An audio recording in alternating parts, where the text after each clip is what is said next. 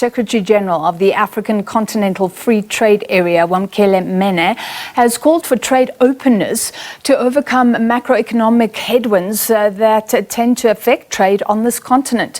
He delivered a keynote address at the launch of the second edition of the Standard Bank Africa Trade Barometer. The Africa Trade Barometer assesses the heartbeat of trade across the African continent, looking at lucrative cross-border trade prospects as well as the challenges. It reveals that the number of businesses worried about trade jumped up from 29% in September last year to 35% in May this year. Economics reporter Katlego Legodi is at the launch of the second trade barometer and joins us now. Katlego, tell me more about what this barometer is saying. And we know that African trade is so crucial. The idea is if we trade more with each other, everybody will benefit and be lifted. Most definitely. A very good afternoon to you, Francis, and to our viewers at home.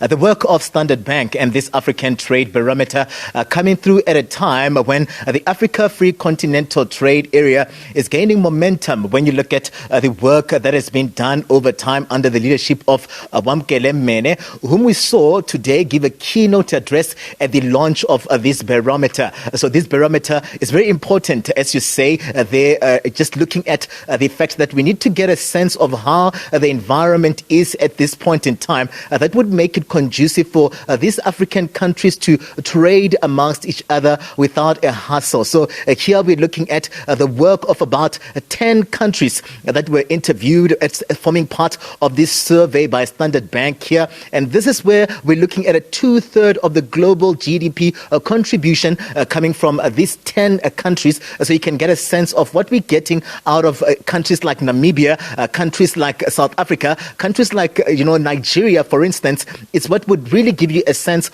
of how businesses are positioning themselves to get the best out of this trade environment. We're seeing this barometer this time around coming through at 43% compared to 43 out of 100.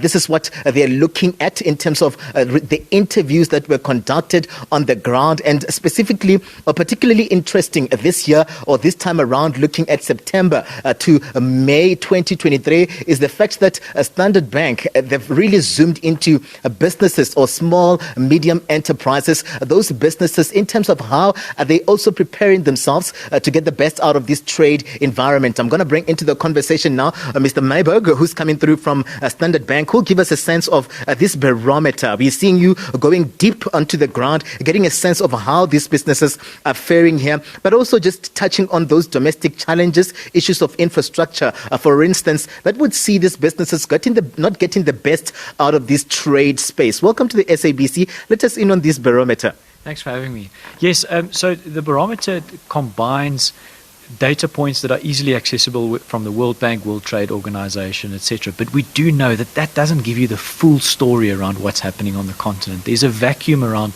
trade data on the continent. So what we've done is we've supplemented those data points with real insights on the ground. 10 African countries, that's very, very dynamic. 66% of Africa's GDP that they're generating. Over 2,500 businesses telling us about how government is supporting them on trade. What are some of those infrastructure challenges, etc. We cover a whole bunch of relevant themes relevant to trade. You asked specifically about infrastructure. It's always very, very topical. Yeah. Of course, trade is so critical to infrastructure is so important to grow trade on the continent. There's tariff barriers and then there's non-tariff barriers. Trade is a critical non-tariff barrier that businesses are facing and being challenged with on a daily basis. The barometer tells us that businesses are saying that power is their biggest challenge. It's seen as the biggest obstacle to trade. And when they're rating the various types of infrastructure, they rate power as the worst compared to all the other types of infrastructure. Generally speaking, all the types of infrastructure are not getting good reviews from small businesses on the continent. They're struggling with rail infrastructure. They're struggling with road infrastructure. Generally speaking, not that good, the results coming through. But we're also seeing green shoots coming through with big investment projects starting to happen around rail with the SGR in East Africa, road infrastructure projects in Zambia, Mozambique, big infrastructure starting to happen, investment around ports in some of the African countries. So it's not just negative. There's certainly some positives starting to come through in what we're seeing. We're seeing Wamkele Mene saying that more needs to be done in terms of ensuring that we position Africa, we position some of these countries to get the best also out of the Africa Free Continental Trade Area. But it's also raising concerns around the sluggish pace where this development around trade is concerned. And is saying that as much as we see Standard Bank going on the ground, there is a greater need for governments as well from these countries to come through with policies that would be conducive for this small businesses and just businesses at large to thrive through these trade areas. Yeah, it's obviously a very, very complex thing that we're trying to achieve from an AFCFTA perspective. 54 odd countries trying to create an economic integration between them. These different politics, there's different cultures involved. If you compare it to perhaps the journey that the EU was on, which is often the comparison that gets made, people often forget that took over 40 years to put in place. It was less countries, the countries were more developed. One could say it was less complex than what we're currently sitting in. So there has to be that acknowledgement of the reality behind the complexity that we're dealing with. Are we moving fast enough? I think certainly we can move faster. And it's about that balance of government buying into the concept, private sector buying into the concept, because ultimately you'll need both government and private sector to play their role in getting rid of not just the tariff barriers, but critically the non-tariff barriers. We spoke about the importance of infrastructure. Private sector certainly has an important role to play in putting that infrastructure in place. Private sector has a role to play in supporting small businesses, create that capacity, supporting small businesses with working capital, trade finance, supporting them to make easier cross-border payments, which is a big challenge still for businesses on the continent. So certainly lots more that can be done from the various players in the ecosystem. Let's talk about also the role that the private sector and companies can play, like Standard Bank, in ensuring that we get a greater support for these businesses that have been crying foul over time, especially around the issue of electricity and load shedding, where we've had of at least 2% that is being shared of the GDP when we see load shedding play out. Do we see the challenge that is coming from the AFCFTA to businesses to really help in this regard just coming through? Do we see Standard Bank as well positioning itself to come through here where some of these opportunities or gaps may play out?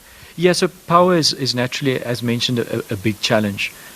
2% arguably of South Africa's GDP is being impacted by power. If you look at Nigeria, $29 billion worth of business losses from power losses. So the private sector has to play a role, banks have to play a role.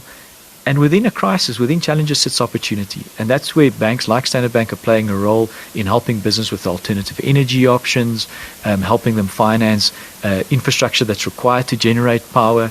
So certainly we are playing that role, and financial institutions everywhere has to play that role to help alleviate and help the public sector and governments find a solution around this big challenge impacting trade. Survivor, thank you very much, sir, for your time. It's coming through from a Standard Bank, just looking at this barometer. What we know right now, Francis, is that this barometer will also be taken to various sectors of the economy so they can get a sense of how trade or the trade environment is on the ground. Also here, looking at governments as well being roped in to ensure that they too play their part, because the greater part of what we had here on the launch of this barometer was that the responsibility of government cannot be shifted to the private sector.